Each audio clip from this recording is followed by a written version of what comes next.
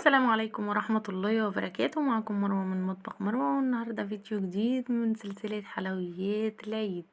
هنعمل النهاردة السابليه بشكل تحفة وتزيين رهيب وشكله جميل جدا جدا جدا. اتحدى بيه اي محل. السابليه بجد من الحلويات اللي مفيش عميل اخدها مني الا وطلب ليه ولاصحابه والاهل والحبايبه زيها، وبتفضل كل العملاء اللي اتعاملوا معايا في السابليه بالذات بيفضلوا معايا من سنين زي ما هما، بالعكس بيزيدوا، لان بجد بجد السابليه من الحلويات الجميلة اللي حقها كمان مهضوم. يعني مش معروف قوي زي البيتي فور والحاجات اللي زي كده. بجد جميل جدا جدا وطريقته سهلة وبسيطة، وبيبقى الاشكال بتاعته روعة زي ما احنا شايفين كده. طريقة التزيين سهلة جدا. تعالوا بقى نشوف السابليه القمر ده عملناه ازاي وطريقته ايه وايه المقادير وايه التكات اللي تطلعه معانا جميل وتحفة بالشكل دوت، وازاي نزين الاشكال التحفة ديت. يلا بينا نشوف الطريقة والمقادير، بس قبل ما نخش الفيديو متنسينيش بقى في اللايك والشير. يلا بينا نخش الفيديو. هنا معايا 900 جرام زبدة. طبعا تقدري تستعملي اي نوع زبدة بتفضليه. عندي 350 جرام سكر بودر مطحون ومنخول، لازم منخول، واربع بيضات وفانيليا. طبعا تقدري تستعملي زبدة فرن او زبدة نيوزيلندي او اي نوع زبدة تحبيه، بس يعني يفضل يا اما نيوزيلندي، يا اما لو مش تقدري تجيبي نيوزيلندي يا اما بالزبدة نباتي يبقى فرن. الفرن بجد بجد بتفرق احسن من كريستال وجنة بكتير.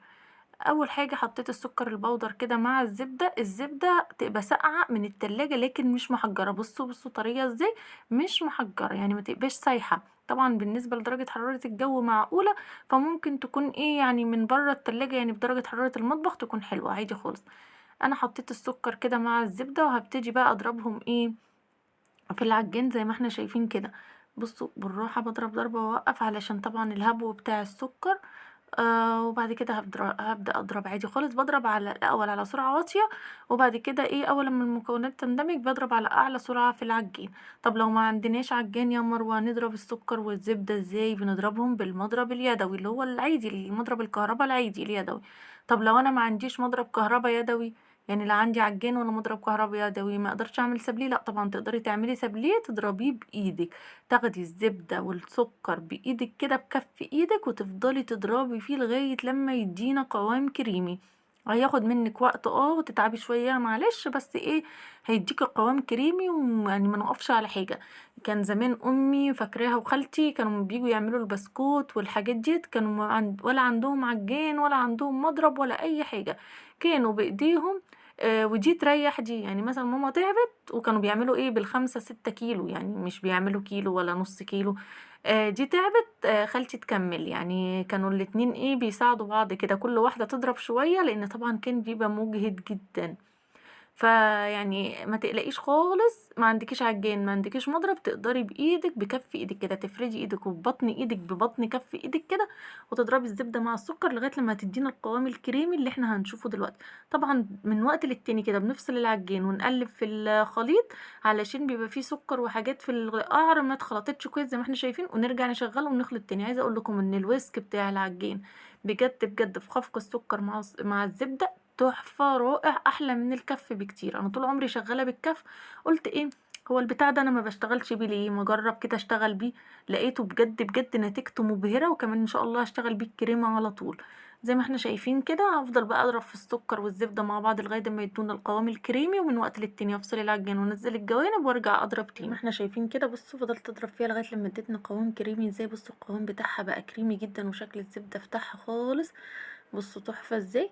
هبتدي بقى اضرب تاني وهبتدي انزل بالبيض. بقى عندي البيض احط عليه كده الفانيليا، معلقة صغيرة كده فانيليا، وبعد كده هنزله بيضة بيضة. مهم جدا انك تنزلي البيض بيضة بيضة علشان الزبدة معانا ما تفصلش، والبيض يكون بدرجة حرارة المطبخ. بصوا بنزل بيضة، اول لما تختفي تماما بنزل بالبيضة التانية، وهكذا. زي ما احنا شايفين كده نزلنا الاربع بيضات كلهم وضربنا الخليط يعني كويس جدا مع بعض. هقلبه برضه وانزل الجوانب كده، ربما يكون في بيض ولا زبدة ما تخلطوش مع بعض، وارجع اضربه تاني. لازم ننزل الجوانب ونرجع نضربه تاني، مش خلاص حطينا البيض نحط الدقيق وخلاص، لا لازم نرجع نضربه تاني. هنا كنت بوريكم انواع الدقيق اللي انا جربتها ده كان احلى دقيق، وده بيكر اللي احنا بنستعمله مع بعض من اول رمضان. جميل جدا جدا. انا بستعمل بيكر. ممكن تستعملي احلى دقيق اللي احنا شفناه مع بعض، الكيس دوت، او ممكن تستعملي الكوثر، ممكن تستعملي فرمينو، ممكن تستعملي سنبلة الفرات. كل الانواع ديت على فكرة حلوة جدا، على حسب الموجود عندك او على حسب المكان اللي انت فيه وتستعمليه. حطيت بقى كميه الدقيق، كيلو ونص دقيق على خليط الزبده والسكر والبيض، وقلبته الاول كده تقلبتين، وبعد كده شغلت عليه العجان. طبعا ما كانش المفروض اشغل بالويسك، بس انا صراحه كسلت اشيل الويسك، فضربته ضربتين بالويسك وشلت الويسك، وبعد كده لميت العجينه بايدي. احنا ما بنعجنش اي حاجه من مخبوزات العيد خالص، احنا بنلم بايدينا بس. جبت كيسين تلاجة كده وفتحتهم، وجبت قطعة من العجينة، ورحت جاية ابتديت اشكلها على اكياس التلاجة كده، يعني ابتديت افردها. ما بسيبش العجينة تريح، لا ما بسيبهاش تريح، لان الجو اليومين دولت حلو جدا. لو احنا في الصيف كنت هسيب العجينة اغطيها بستريتش زي ما احنا شايفين كده، وكنت هسيبها في التلاجة تريح على الاقل نص ساعة عشان تشد وتمسك نفسها وما تبقاش سايلة معايا، عشان الاشكال تطلع واضحة وجميلة. دي الطرطات اللي انا هعمل بيها السابليه. طبعا تقدري تستعملي اي طرطات عندك. وديت الاشكال اللي هي القطاعات اللي احنا نقطع بيها السبلي. قطع على شكل قلب، على شكل مسدس، على شكل نجمة، على شكل وردة، يعني قطاعات كده. اهي الطرطات زي ما قلت لكم، وهي القطاعات بقى بتاعتي. اي قطاعات تعجبك ممكن تستعمليها، دايرة، وردة، نجمة. في اشكال زي المسدسة، يعني ليه 6 اضلاع كده. مثلث، اي قطاعة تعجبك ممكن تشتغلي بيها. ممكن تشتغلي بشكلين 2 بس، مش حكاية يعني، مش لازم تعملي اشكال كتير ولا اي حاجة. حتى انا في بداية الفيديو نقيت اكتر اشكال، يعني شكلها شدني وعجبتني، وبجد كانت جميلة جدا في التزيين، وهي اللي حطيتها لكم في اول الفيديو.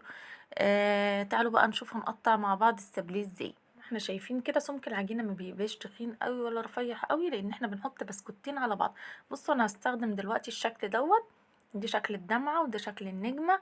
هستخدم الشكل اللي هو زي البيضاوي دوت دلوقتي الاول حاجة. اهو الشكل ده بجد بحبه جدا، شكل جميل كده وسهل وسلس. هقطع بيه كده زي ما احنا شايفين.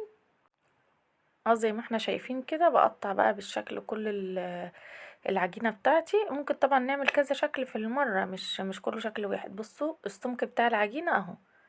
بصوا شكل العجينة تحفة ازاي، بجد طعم وشكله تحفة. عندي صينية طبعا مش مدهونة اي مادة دهنية، لان العجينة نفسها فيها كمية زبدة حلوة جدا. هبتدي بقى كده اخرج كله، بحط ايدي كده من تحت الكيس، وهي بتتشال معايا بمنتهى السهولة، ما بتاخدش وقت خالص خالص في ان احنا يعني نشيلها. سهلة جدا وبسيطة وما بتاخدش وقت نهائي اهو. هخلصها كلها بقى بنفس الطريقة ديت كده. وبعد كده هبتدي الم العجينة اللي هتفضل معايا، وهفردها تاني واشكل بيها. الصينية بعد ما خلصتها لميت العجينة بقى، وهبتدي احط الكيس وافردها تاني زي ما احنا شايفين كده، واشكل شكل تاني عادي خالص اهي. هشكل شكل الدمعة كده، شكل الدمعة دوت عشان يقفل على بعضه ويبقى 2. بعمله من الناحية دي ومن الناحية دي. عملت لكم كل الاشكال بقى عشان اوريلكم يعني كل الاشكال، وانا هقعد بقى اخلص كله مع نفسي كده اهو. بشيل كده زي ما انتوا شايفين، عملت تقريبا كل الاشكال اللي عندي في العجينة ديت يعني. بس بعد كده بقى اعمل كل صينية شكل لوحدها يعني اهي. زي ما احنا شايفين كده. بصوا بتتشال بمنتهى السهولة، ما فيهاش اي حاجة. بحط ايدي تحت الكيسة وبرفع الشكل اللي انا عايزة اشيله، وبشيله وبحطه في الصينية اهو. هلم العجينة برضو، وبعد بقى اما لميت العجينة كده هبتدي الحتة اللي فضلت دي هعمل بيها الطرطات. كل حتة تفضل كده تبقى صغيرة يعني ما تنفعش تتفرد واقعد اقطع عليها تاني. هعمل بيها الطرطات بتاعتي. بحط قطعة من العجينة كده وبسكنها كويس جدا في قلب الطرط، والزيادات كده بشيلها من على الاحواف. عملت معاكم طرط السابليه وستيك السابليه الفيديو اللي قبل كده، يعني في تقريبا من اسبوع كده او حاجة. نفس الطريقة بتاعة طرط السابليه هي نفس الطرطات الميني دي، يعني دي ميني طرطات، انما التاني كانت طرط السابليه الطرط الكبير. بس هي نفس العجينة ونفس الطريقة ونفس كل حاجة. المقادير التانية كانت نص المقادير دي بالظبط. كانت هنا كيلو ونص دقيق، هناك كان 750 جرام دقيق. كان كل حاجة بالنص بالظبط. لو انتوا عايزين تعملوا نص الكمية دي ترجعوا الفيديو بتاع طرد السابليه وستيك السابليه، هيعجبكم جدا، وتعملوه نفس السابليه هنا نفس السابليه هناك. زي ما احنا شايفين كده شكلت بقى الطرد كله اهو. هبتدي بقى اشكل الطرد التاني اللي هو زي ورقة الشجر كده، اللي هو بيضاوي دوت. بصوا شبه المركبة كده، بس بجد شكله في التزيين تحفة جدا اهو. بسكن كده قطعة العجينة زي ما قلتلك. لو المكان اللي انت بتشتغلي فيه حساه حر او سخن، ممكن تحطي العجينة في التلاجة تشد شوية وبعد كده تطلعيها. انا كنت بحط العجينة في التلاجة تشد شوية، بس كان الشغل بيبقى في وقت ساقعة، يعني مش ساقعة زي دلوقتي، كان بيبقى في الوقت حر. فكان طبعا تبقى العجينة ايه، يعني طرية جدا معايا. لكن دلوقتي العجينة حلوة لان الجو لسه ايه، يعني درجة الحرارة حلوة معتدل كده وجميل، فالشغل فيها يبقى جميل جدا اهو. بشكل كل السجات او كل الصواني اللي عندي بتاعه السابليه، وبعد كده ببتدي اخبز. او زي ما احنا شايفين كده بسكنها حلو جدا جدا اهي. بصوا انا مش مجريالكوا ولا حاجه، وبشيل كل اي حاجه زياده من على الاحواف اهي، من على الاحواف الطرد. سهله وبسيطه جدا. طبعا تزيين السابليه وشغل السابليه بياخد وقت كبير جدا، يعني هو التزيين اللي بياخد الوقت. طبعا التزيين والتقطيع غير البيتي فور بيبقى سهل جدا. بصوا بقى هنا هنبتدي نخرم طرطات السابليه بتاعتنا علشان ما تدخلش الفرن والاقيها قبت كده، وكل التجويف اللي فيها ده اتملى وبقى منفوخ كده، يبقى مش هنعرف نزينه ولا اي حاجه. بنخرمها كده علشان ما يدخل الفرن ما يتنفخش ويقب كده اهو. زي ما احنا شايفين كده سهل وبسيط، مفهوش اي حاجة. بشوكة كده ونخرمه علشان ما يدخلش الفرن الاقي كل دوت اب واتملى وما يبقاش في مكان للتزيين. لكن كده زي ما هدخله زي ما هطلعه، مش بيزيد حجمه ولا اي حاجة. اكملهم كلهم بقى بنفس الطريقة واقطع كل السابليه بتاعي ونرجع مع بعض. عايزه اوريلكم النجوم الصغيره خالص اللي انا بزين بيها السابليه. بصوا ديت قطعت عجينه سكر. بصوا انا كنت جايباها في فيديو مشتروات قبل كده، من برضو من درب سعاده، من عند بيت الحلواني. بصوا زي كده. بصوا بقى بعمل بيها، انا جايباها اساسا علشان اعمل بيها النجوم الصغيره ديت، عشان ازين بيها السابليه. انا مش جايباها عشان اقطع بيها عجينه سكر ولا حاجه، بس طبعا لو في حاجات اقطع فيها عجينه سكر اقطع. بصوا مش راضيه تنزل بقى، اشيلها بايدي كده بشويش وبحطها في الصينيه. هكمل اهي. هعملهم كلهم بقى، اطلعهم كلهم كده النجوم واحطهم في الصينيه اهو. بتك عليها كده، هي عامله زي الحقنه، بتك عليها بس ما بترضاش تنزل على فكره، بطلعها بايدي اهي وبحطها في الصينيه. اكملهم كلهم بقى كده. طبعا كل واحده بعملها بطلع منها النجوم في الفراغات، الحتت الباقيه دي بطلع منها النجوم، يعني مش دي بس، كل واحده اعملها بعد كده اعمل فيها كده اهي. ايوه دي الاشكال اللي انا قطعتها. بطلع كده الشكل، النجمه اللي ما طلعتش بطلعها كده بايدي وبحطها في الصينيه اهو. اهو زي ما احنا شايفين. طبعا شكل النجوم دي في التزيين بتبقى شكلها حلو جدا. طبعا لو عندك برضو قطعه زي كده تعمل قلوب صغنطوطه خالص، برضو يبقى شكلها جميل جدا في التزيين. اي طريقة بقى تحبيها للتزيين كده يعني اعمليها، مش لازم تكون الطريقة اللي انا وريتها لك، مش لازم شكل القطعات اللي عندي، مش لازم شكل الطرطات اللي عندي. والله لو عارفين، لو بكوباية كده دايرتها صغيرة وتعملي شكل الدايرة، يعني مثلا بصوا انا هنا ما عنديش شكل الدايرة، عملت باللي هي البصمة بتاعة الكعك اهي. بصوا اهو. بس انا طبعا ايه اخترت لكم الاشكال اللي هي يعني صراحة حباها قوي في التصوير، فعشان كده هي اللي زينتها. انا ما زينتش طبعا الكمية ديت، انا عملت المقدار ده كذا مرة، يعني لان طبعا ده شغل كله شغل العيد، شغل الاوردرات. فانا بعمل، واللي بيفضل بعد ما بسويه، يعني بعد ما بسويه كله بخليه ايه، بشيله كده يا اما في حلة ألمونيوم. بص انا عملت شكل بص بعد ما طلع، بص تحفه ازاي، بص طريقه التسويه بتاعته.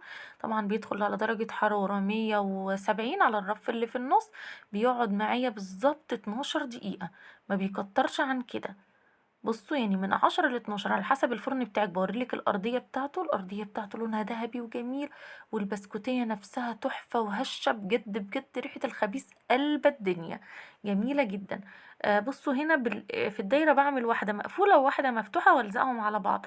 اللي هي الحتة بقى المفتوحة ديت بفتحها بايه بالبلة بتاعت اي بلبلة بقى بتاعت شغل بتاعك، يعني اي بلبلة. انا عملت بالبلبلة اللي بنعمل بيها ورق بنعمل بيها العشب دي، عشان لقيت الفتحة بتاعتها صغيرة شوية. بصوا اهي، طبعا ما عندكيش بلبلة ممكن بغطاء زيزة صغنطط كده يعني، اهو زي ما انتوا شايفين. هطلعها كده. يفضل بقى الجزء اللي هو ليه فتحة دوت، يفضل ان انا اعمله يعني احطها وهي لسه مقفولة زي ما هي على الصينية، واعمل الفتحة وهي على الصينية، علشان لما اجي اشيلها ما تضايقنيش زي كده. بحاول اظبطها بايدي، فاهمني؟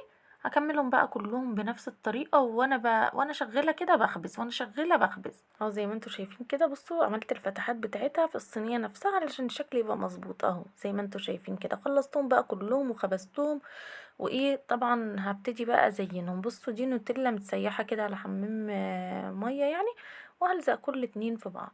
بصوا ده الشكل الدايرة بس الصغير، الاتنين عاملاهم مقفولين على بعض. بصوا، وهنا ده الشكل البيضاوي برضو بحط كده حبة نوتيلا محترمين كده، وبلزق الشكل التاني عليه. طبعا لو انت هتعملي كمية كبيرة للشغل اونلاين، او حتى عايزة تعملي وتشيليها لغاية قبل العيد كده تزينيه، عشان طبعا لو احنا سيبناه كده الولاد بياكلوه لو زيناه وسيبناه يعني. فتعملي ايه؟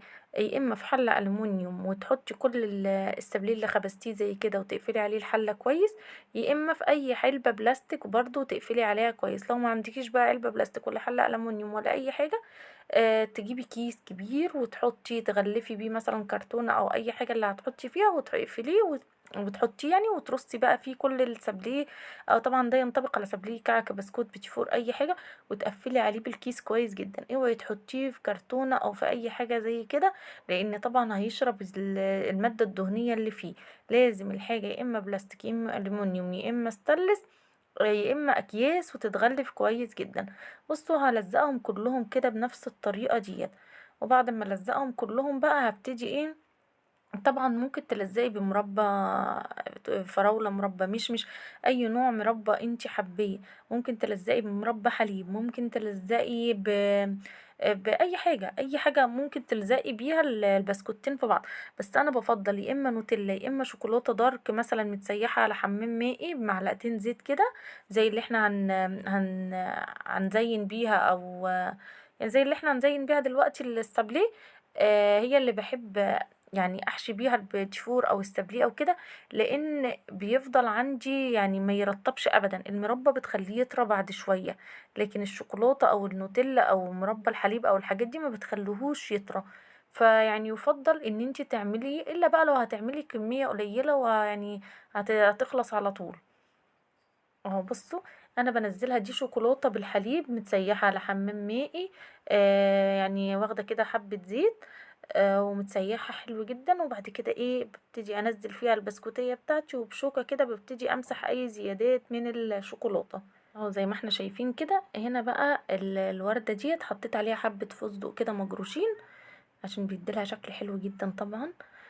طبعا اي تزيين هحطه على بص دي النجوم اللي احنا عملناها مع بعض سويناها. طبعا النجوم عايزه اقول لكم على حاجه نسيت اقولها، ان احنا ما ينفعش نسويها ابدا مع بقيه السابليه وكده، لازم تبقى في صينيه لوحدها. وبناخد بالنا كويس جدا لان حجمها صغير جدا، بتستوي في ثواني. يعني ناخد بالنا كويس جدا قبل ما ايه، قبل ما ما نسيبهاش في الفرن زيها، عمرها ما هتاخد نفس تسويه السابليه نفسه، ان هي طبعا حجمها صغير وبتستوي بسرعه جدا. هنا الطرط القلب حطيت عليه واحدة من النجوم الصغنطوطة دي. اي تزيين هنحطه لازم نحطه واحنا لسه حاطين الشوكولاتة علشان يلزق عليه، يعني مكسرات اشكال اي حاجة لازم نحطها واحنا حاطين لسه الشوكولاتة عشان يلزق عليه التزيين.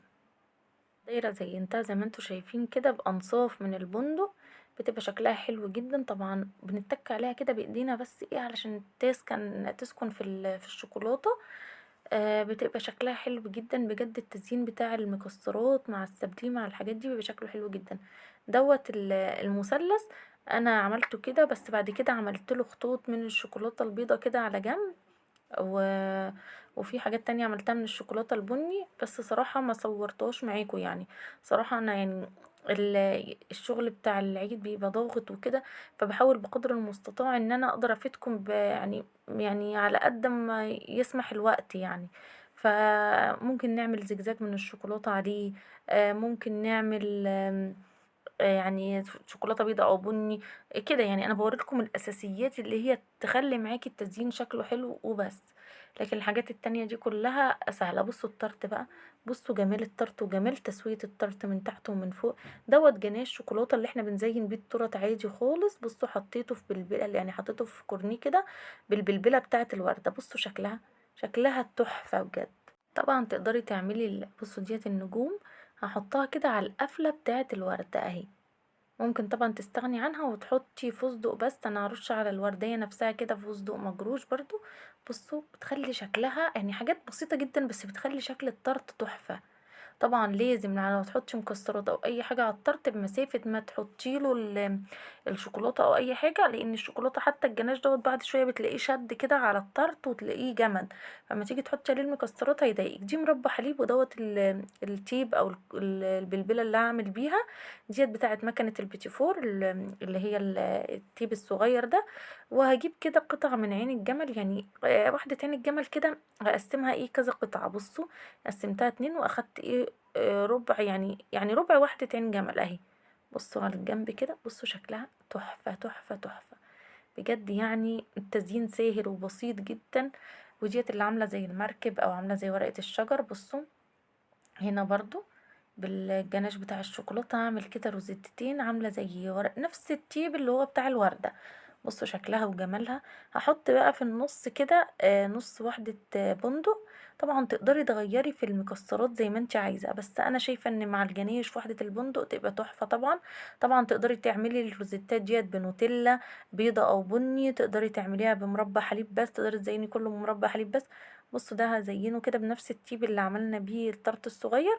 هعمل له كده زجزاج اهو، لقيتها مش عريضة زي التانية فعرضتها شوية. وهحط له في النص برضو هنا عين جمل. انا كنت هحط واحدة عين جمل كاملة، لقيتها صراحة شكلها بايخ جدا لان الطرط حجمه مش كبير. بصوا شكلها وحش جدا، فهكسرها واخد منها جزء احطه عليه اهي. بصوا كسرت واحدة كده وخدت منها جزء كده. بصوا بقى شكلها اشيك ازاي. طبعا التزيين بتاعك انتي تقدري تبدعي فيه زي ما انتي عايزة. هخلصهم بقى كلهم بنفس الطريقة ديت وتعالوا بقى نشوف شكلهم في الاخر. بجد التزيين ممتع جدا، بس طبعا عايز بقى وقت كده تكوني انتي رايقة كده وبالك رايق ويكون مش وراكي حاجة. بحب دايما ازين الحاجات ديت بعد السحور، يكون يعني بعد الفجر كده بيكون الولاد ناموا وانا ببقى مع نفسي بقى وبقعد ازين الحاجات ديت، لان بتاخد وقت كبير جدا في التزيين. والتزيين دوت بيبقى فن، مش اي حاجة كده وخلاص، لان العين بتاكل قبل البق. الحاجة لما بتبقى شكلها حلو بتفتح نفسك اساسا على اكلها. وطبعا ده كله في شغل الاونلاين، يعني برضو بيشد العميل الزبون بيشده الشكل اكتر. هو لسه ما دقش بس شاف الشكل وعجبه فعايز يدوق. فطبعا ربنا يحسن ما بين ايديكم جميعا وتعملوا احلى حاجة في الدنيا. فطبعا لازم تهتموا بالتفاصيل الصغيرة ديت. واللي بيحب شغله طبعا دايما دايما بيبدع فيه. انا بحب قوي قوي قوي شغلانه الحلويات دي، وبالذات الحته بتاعه التزيين سواء تورت او سبليات او اي حاجه من دي. فدايما بحب يعني التفصيلات الصغيره دي بحبها قوي. فيعني ان شاء الله تعملوا احلى من كده بكتير. بصوا بقى شكلها تحفه ازاي. بصوا الشكل تحفه ازاي. انا عملت كده زجزاج خطوط بالشوكولاته الدارك كده على القلوب وعلى اللي هم اللي هم البيضاويين دول. وعملت كمان كده الشكل البيضاوي دوت بالشوكولاتة البيضاء وحطيت عليه واحدة يعني فستق مجروش كده. وده كان الشكل النهائي. يا رب يكون الشكل عجبكم، يا رب تكون الطريقة سهلة وبسيطة تقدروا تنفذوها بمنتهى السهولة. لو عجبكم الفيديو بقى ما تنسونيش في اللايك والشير وسبسكرايب للقناة على اليوتيوب وتفعلوا زر الجرس عشان يوصلكم مني كل جديد. والسلام عليكم ورحمة الله وبركاته.